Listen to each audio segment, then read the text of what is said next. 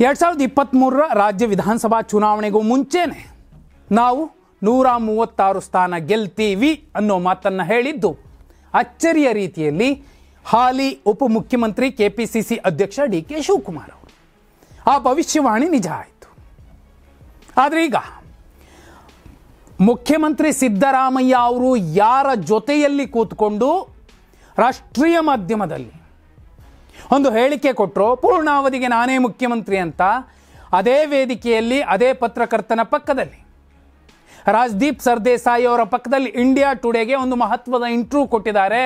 ಡಿ.ಕೆ. ಶಿವಕುಮಾರ್ ಅವರು ಮಹತ್ವದ ಮತ್ತು ಸ್ಫೋಟಕ ವಿಚಾರವನ್ನು ಹೇಳಿದ್ದಾರೆ. ಏನಾಯಿತು? 2028ಕ್ಕೂ ಕೂಡ ರಾಜ್ಯದಲ್ಲಿ ಕಾಂಗ್ರೆಸ್ ಬರುತ್ತೆ, ಸರಳ ಬಹುಮತ ಅಲ್ಲ, 120ಕ್ಕೂ ಅಧಿಕ ಸ್ಥಾನಗಳು ಬರುವ ಸಾಧ್ಯತೆ ಇದೆ ಅನ್ನುವಂತಹ ಸುಳಿವನ್ನು ಕೊಟ್ಟಿದ್ದಾರೆ. ಇದಕ್ಕೂ ಮಿಗಿಲಾಗಿ 2029ಕ್ಕೆ ಈ ದೇಶದ ಪ್ರಧಾನಿ ಆಗುವಂಥದ್ದು ಅದು ರಾಹುಲ್ ಗಾಂಧಿ ಅನ್ನುವಂತಹ ಒಂದು ಭವಿಷ್ಯವಾಣಿಯನ್ನು ನುಡಿದಿದ್ದಾರೆ.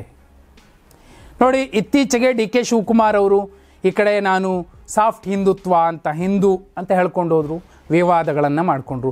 ಮತ್ತೆ ಈ ಕಡೆ ಬಂದರು, ಇಲ್ಲ ನಾನು ಕಾಂಗ್ರೆಸ್ಸಲ್ಲೇ ಇರ್ತೀನಿ, ಎಲ್ಗೂ ಹೋಗೋದಿಲ್ಲ ಅನ್ನುವಂತಹ ಹೇಳಿಕೆಗಳನ್ನು ಕೂಡ ಕೊಡ್ತಿದ್ದಾರೆ. ಈ ಗೊಂದಲಗಳ ಮಧ್ಯೆ ಕೂಡ ಅವರು ಈ ಕಡೆ ಕಾಂಗ್ರೆಸ್ ಮನ್ನೋ ಈ ಕಡೆ RSS ಮನ್ನೋ ಅನ್ನುವಂತಹ ಗೊಂದಲದಲ್ಲೇ ಎಲ್ಲಿಗೆ ಹೋಗ್ತಾರೆ ಎಲ್ಲಿಗೆ ಬರ್ತಾರೆ ಅನ್ನೋದು ಬೇರೆ ಪ್ರಶ್ನೆ. ಯಾಕಂದರೆ ಅವರೊಂದು ಮಾತು ಹೇಳ್ತಾರೆ, ರಾಜಕಾರಣದಲ್ಲಿ ಯಾವುದು ಶಾಶ್ವತ ಅಲ್ಲ ಅಂತ, ರಾಜ್ದೀಪ್ ಸರ್ದೇಸಾಯಿ ಅವ್ರ ಪಕ್ಕದಲ್ಲಿ ಕೂತ್ಕೊಂಡು ಆ ಮಾತನ್ನೇ ಸೂಕ್ಷ್ಮವಾಗಿ ಗ್ರಹಿಸಿದರೆ, ವಿಶ್ಲೇಷಿಸಿದ್ರೆ ಅವರು ಕಾಂಗ್ರೆಸ್ಸಲ್ಲಿದ್ದು CM ಆಗ್ತಾರೋ ಬೇರೆ ಕಡೆ ಹೋಗಿ CM ಆಗ್ತಾರೋ ಅನ್ನುವಂತಹ ಚರ್ಚೆ ಕೂಡ ಮುಖ್ಯ ಆಗತ್ತೆ. ಆದರೆ ಇನ್ನು 2-3 ವರ್ಷ ಇದೆ.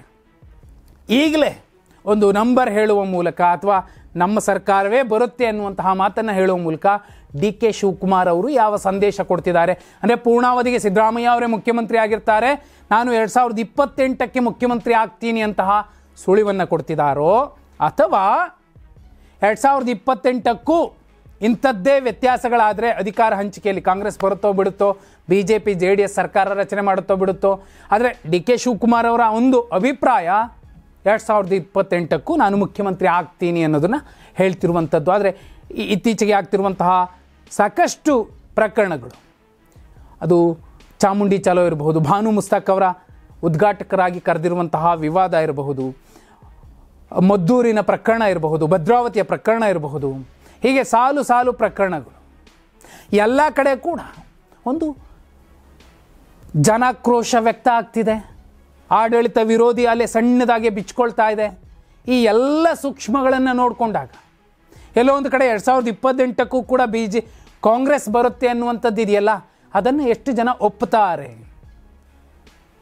ಯಾಕಂದರೆ ಕಳೆದ 20-25 ವರ್ಷಗಳಿಂದ 5 ವರ್ಷ ಆದಮೇಲೆ ಬದಲಾವಣೆ ಆಗ್ತಾನೆ ಬಂದಿದೆ ರಾಜ್ಯದಲ್ಲಿ. ಮುಂದಿನ 2028ಕ್ಕೂ ಕೂಡ ಒಂದು ಬದಲಾವಣೆ ಆಗುತ್ತೆ, ಅತಂತ್ರ ಆಗಬಹುದು. ಆದರೆ ಅತಂತ್ರದಲ್ಲೂ ಸ್ವತಂತ್ರ ಆಗೋರು ಯಾರು? ಅಂಥವರು ಮುಖ್ಯಮಂತ್ರಿಗಳಾಗ್ತಾರೆ.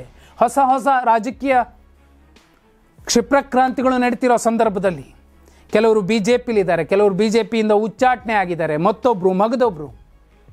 ಈ ಮೂರೂ ಪಕ್ಷ ಬೇಡಪ್ಪ, ಹೊಸ ಪಕ್ಷಕ್ಕೆ ಅವಕಾಶ ಕೊಡೋಣ ಅಂತಿರುವಂತಹ ಜನರಿದ್ದಾರೆ.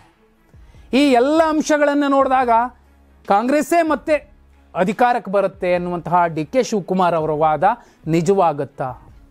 ಯಾರು ಹೊಸಬರು ಮುಖ್ಯಮಂತ್ರಿ ಆಗಬೇಕು ಅನ್ನೋದಾದರೆ ನಿಮ್ಮ ಆಯ್ಕೆ ಯಾರು? ಕಮೆಂಟ್ ಮಾಡಿ.